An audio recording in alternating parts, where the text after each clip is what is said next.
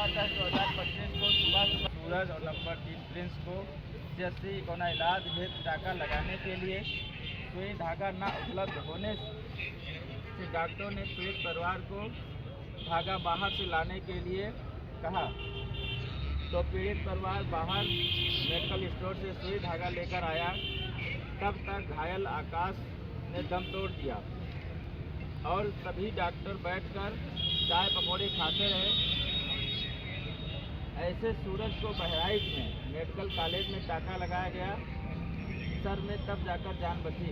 महोदय, ऐसे लापरवाही भ्रष्ट CHC अधीक्षक एवं अन्य स्टाफ के लिए कानूनी कार्रवाई करें।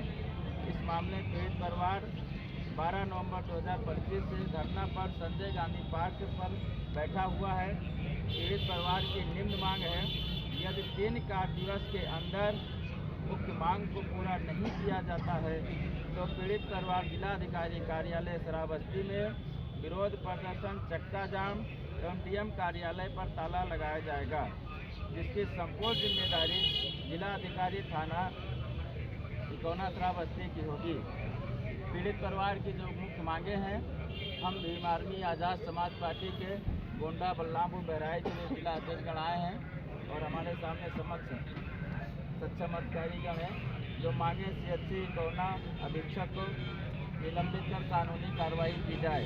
नंबर 2, पीड़ित परिवार को सुरक्षा उपलब्ध कराई जाए, किसी तरह से धमकियाँ भी आ रही हैं। नंबर 3, मृतक बच्चे के परिवार को आर्थिक सहायता उपलब्ध कराई जाए। नंबर 4, घटना की उच्च स्तरीय जांच कराकर लापरवाह डॉक्टर पर कार्रवाई की जाए। नंबर 5, जनपद के सभी CHC और PHC में धागा एवं जरूरत की सभी दवाइयाँ उपलब्ध कराई जाए, जिससे अन्य किसी के साथ ऐसी घटना की पुनरावृत्ति न हो। और माननीय महोदय ADM साहब से निवेदन है कि ये हमारा जो ज्ञापन मांग पत्र है इसको आप सीधे पहुँचाने का काम करेंगे और वीडियो में बता दें कि आप पहुँचा देंगे।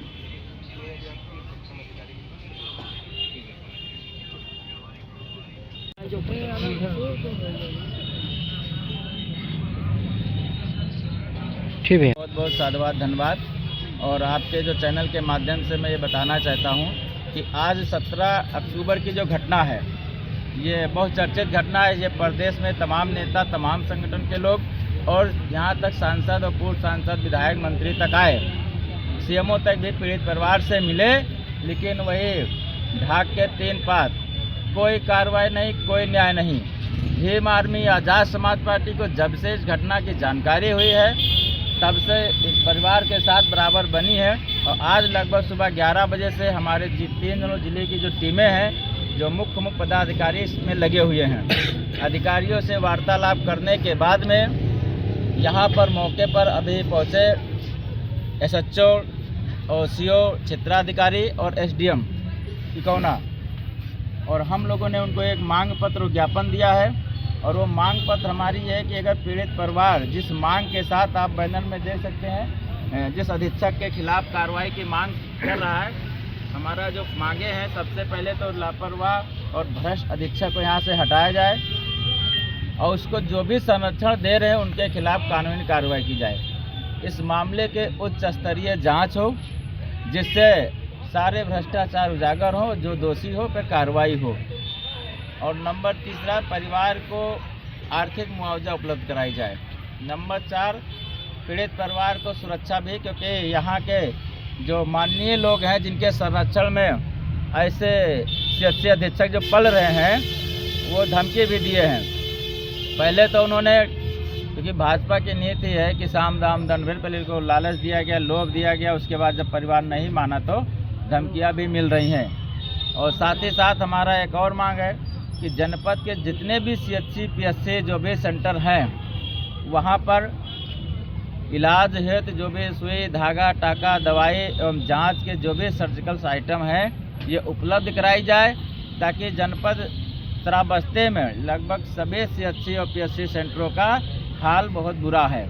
वो इसलिए हाल बुरा है कि यहाँ पर जो लोग बैठे हैं वो अपने अपने हॉस्पिटल खोल के बैठे हैं। जो सरकारी अस्पताल में दवाई नहीं मिलेगा तभी कोई व्यक्ति बाहर प्राइवेट में जाएगा, और जब प्राइवेट में जाएगा तो अपना घर के जेवर सब बेच करके वहाँ उनका इलाज करवाएगा। और ऐसे भ्रष्ट अधिकारी का दिनों दिन एक के बाद दूसरा, दूसरे बाद तीसरा 5 स्टार रेटिंग का इनका हॉस्पिटल है, जिसके पार्किंग से लेके सब में एसी की सुविधा होगी। और जो हमारा सरकारी विद्यालय जिसमें कई लाखों तनख्वाह इनको मिलता है, वो बदहाल व्यवस्था में है। भैया यही एसडीएम महोदय आपसे 5-6 दिन पहले मिलकर गए हैं, और जो हमारे मुख्य चिकित्सा अधिकारी हैं जी, वो हर मामले में जांच करवा रहे हैं। तो आज भी एसडीएम महोदय आए हैं और क्षेत्राधिकारी आए हैं, तो क्या लगता है आपको इंसाफ मिलेगा? जैसे हमारा डीएम महोदय से वार्तालाप हुई, जो इस समय जो SIR का प्रकरण चल रहा है उसमें व्यस्तता की वजह से वो नहीं आ पाए। और हमने जो अपना एसडीएम को रोको, अगर 3 दिन के अंदर भ्रष्टाचार में लिप्त और जो इस घटना में शामिल सभी CHC के अधीक्षक और क्या नाम है जो डॉक्टर के खिलाफ कार्रवाई नहीं हुई, तो भीम आर्मी आज़ाद समाज पार्टी एक बहुत बड़ा जन आंदोलन करेगी।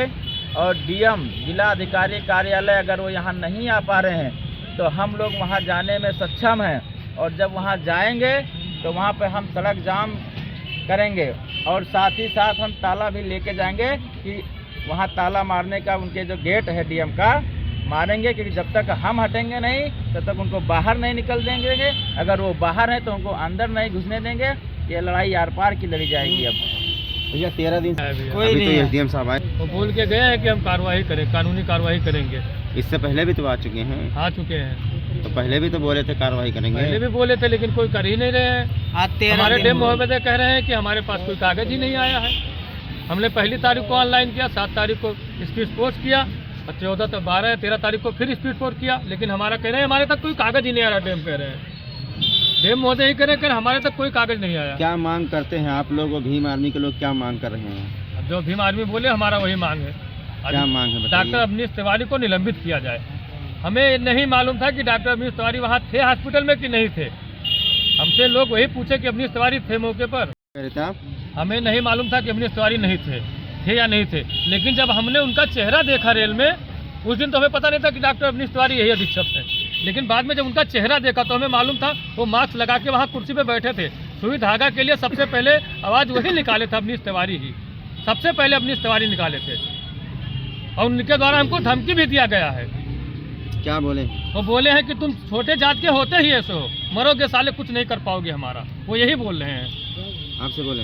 हम मुझसे नहीं बोले, कोई दूसरा बोला, लेकिन किसी से बोले तभी तो आके मुझसे बोला है। वही चीज कहते हैं डॉक्टर से कोई कुछ हमारा कोई कुछ नहीं करा पा रहा है, डॉक्टर कह रहा है।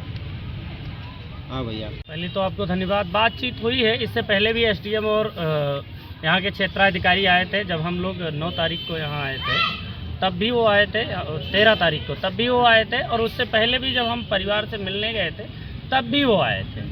आने जाने का जो सिलसिला रहा वो चालू रहा। इस बार उन्होंने आश्वासन दिया है कि अगर हम लोगों ने उनको समय दिया है कि 3 दिन में अगर आप हमारी मांगों को, हम पीड़ित परिवार की मांग को अगर आप नहीं पूरा करते हैं तो हम जिला अधिकारी कार्यालय पर, जैसा कि बड़े भाई लंकेश लहरी जी ने कहा, और जो भीम आर्मी का एक कार्यकर्ता या एक पदाधिकारी जो कहता है वो सबका मान्य होता है। तो हम पूरी टीम के साथ उन्हीं की बात को दोहराते हुए हम कहते हैं कि ये बिल्कुल धमकी नहीं है, चेतावनी है।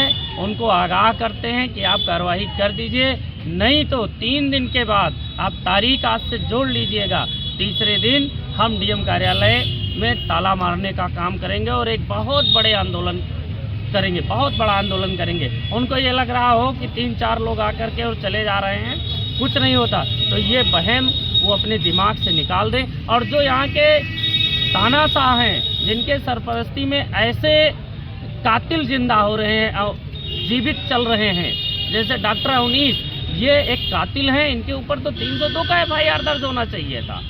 जिनके संरक्षण में हो रहे हैं वो भी बहुत दिन तक चलेंगे नहीं, वो भी उनके ऊपर भी कार्रवाई होगी। अभी ये पीड़ित पर धमकी दे रहा है तो धमकी वो मेरा चेतावनी है उनके तरफ से कि मैं धमकी उनकी तो नहीं देता, लेकिन मैं उनको एक बात ज़रूर बता दे रहा हूँ कि हम वो बहुजन समाज के लोग हैं कि जो लंदन में जाकर के जनरल डायर की छाती में गोली मारने का काम किए हैं। तो ये CSC अवनीश, डॉक्टर अवनीश बहुत दूर के नहीं हैं। इनका क्या हर्ष होगा ये तो समय बताएगा। अस्पताल के बारे में कुछ देखिए यहाँ यही इनका डॉक्टर अवनीश का ही नहीं है अस्पताल, ये अस्पताल और लोगों का भी है, और जितने भी सरकारी डॉक्टर हैं जिनकी भी अवैध ये नर्सिंग होम चल रहे हैं, मेरी ये मांग है आपके द्वारा कि उस पर सरकार निकम्मी, उससे मांगे क्या जाए। इसका जो WHO है, वो वर्ल्ड व्यवस्था है WHO, वो इसको संज्ञान पर लेकर के जो अवैध तरीके से नर्सिंग होम जिनका चल रहा है उनका नर्सिंग होम बंद करने का काम करें और ऐसे डॉक्टरों पर सख्त से सख्त कार्रवाई करें। अगर मेरा अगला कदम होगा DM कार्यालय पर धरना प्रदर्शन व उनके कार्यालय में ताला मारने का काम होगा। और ना गया तो जब तक नहीं मांगा जाएगा हमारी मांगों को, तब तक हम वहीं डटे रहेंगे, DM साहब को बाहर नहीं निकलने देंगे। यानी आप लोगों ने 3 दिन का कुल 3 दिन का अल्टीमेटम में बहुत हो गया। 17 अक्टूबर से लेकर के अब तक बहुत हुई 3-5, और अब 3-5 चलने वाली नहीं है। अब अगर नहीं हुआ तो हम लोग DM कार्यालय में तीसरे दिन धरना प्रदर्शन कर करके उग्र प्रदर्शन करेंगे, और जिसमें उनके कार्यालय का ताला भर देंगे और उनको बाहर नहीं निकलने देंगे। ये मेरी खुली चेतावनी है।